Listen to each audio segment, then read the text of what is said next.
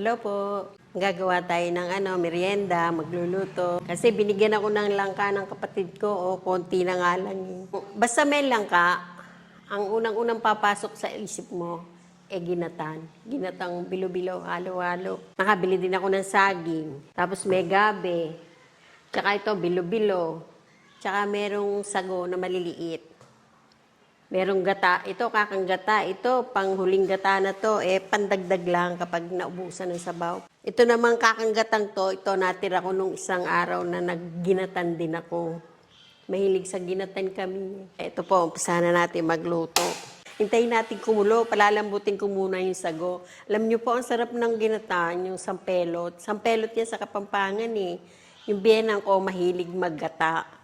At saka magluto ng biko, tapos maglalaga siya ng paa ng baka. Isang malaking kasirola malaki. Tapos magdadatingan yung mga anak niya. Ganon din ang biyenan ko mapagmahal din siya sa mga anak niya. Mahilig din siya magluto.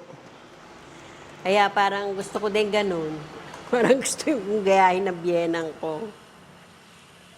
Pinagluluto niya yung mga anak niya kahit mga may asawa na. Kaya lang, yung mga anak niya kasi nandun-dun lang. Hindi katulad ng mga anak ko. Sa bagay, nandito na yung tatlo, dalawa lang ang wala.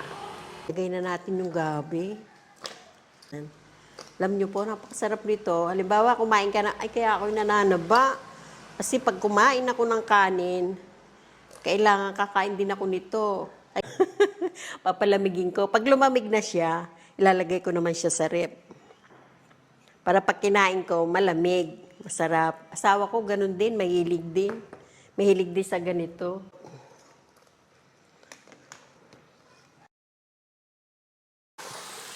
Ay, mapaw. Ay, malambot na gabi. Sunod natin itong bilo-bilot.